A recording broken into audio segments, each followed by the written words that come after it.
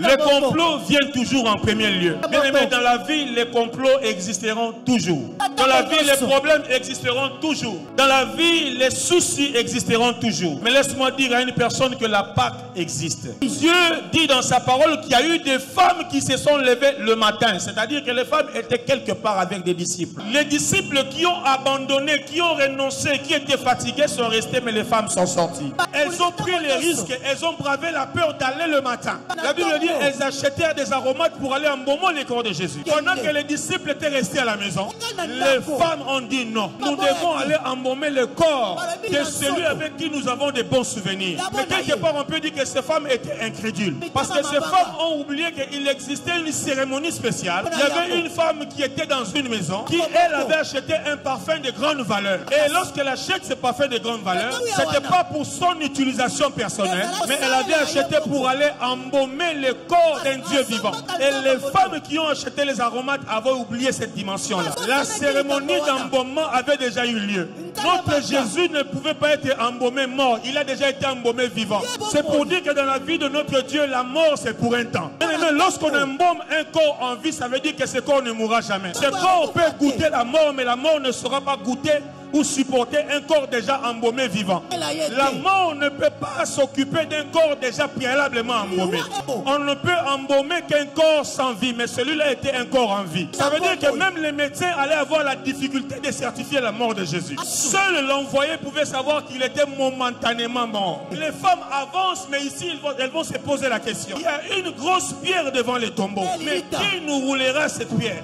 Elles avançaient quand même. Pendant qu'elles étaient en train d'avancer, elles ne savaient pas qu'à cause de leur courage, Jésus avait déjà localisé leur désir. Bien aimé, je dis à une personne, malgré les problèmes, malgré les pleurs, continue toujours à avancer. Ne te fatigue jamais d'avancer avec Jésus. La vie d'un chrétien est un combat. Parce que l'objectif du chrétien, c'est la réussite, c'est la fin.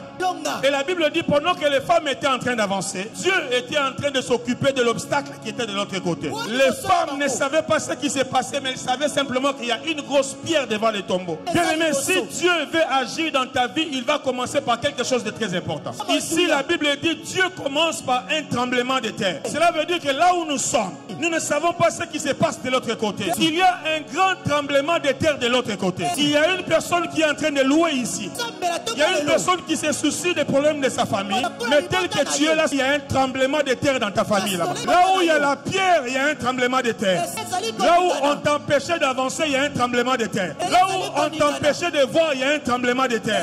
Dieu commence déjà à s'en charger de ton problème. Mais Dieu ne se charge pas de ses problèmes faiblement. Bien aimé, nous prions un Dieu qui est expert en marketing. Notre Dieu, c'est le premier marketeur qui existe. Bien aimé, quand Dieu se décide de faire ta publicité, il crée un tremblement de terre. Ça veut dire que là où sont logés tes ennemis, quand il y a tremblement de terre, les ennemis ne peuvent plus se mettre sur pied. Quand il y a tremblement de terre dans le camp des ennemis, c'est que les jambes de tes ennemis aussi vont trembler. Je dis à une personne, là où on t'a fait pleurer, là où on a enlevé ta joie, il y aura un tremblement de terre là-bas. Et lorsqu'il y a un tremblement de terre, ces hommes-là ne seront pas stables. Les pieds de tes ennemis vont trembler. Ils ne sauront pas pourquoi ils tremblent. Parce que lorsque Dieu entre en action, si Dieu vient intervenir, il ne fait pas en silence. Il le fait avec un esprit de marketing. Quand on tremble, on doit se poser des questions. Qu'est-ce qui se passe? Pourquoi nous sommes en train de trembler? La Bible dit, il y a un prophète qui arrive. Parce que le tremblement de terre se fait accompagner d'un message.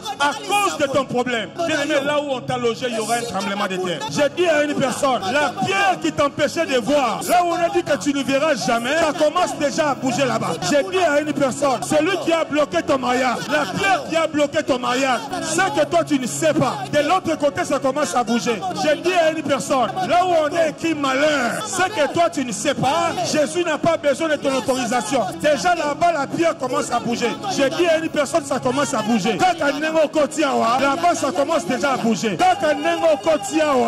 De l'autre côté, la pierre commence déjà à bouger. J'ai dit à une personne, il ne s'agit pas de toi, il ne s'agit pas de moi. Dieu ne demandera même pas nos ennemis, mais la volonté de Dieu, à travers la Pâque, tu dois quitter, tu dois célébrer, tu dois sortir. La pierre sera roulée et c'est là au nom de Jésus.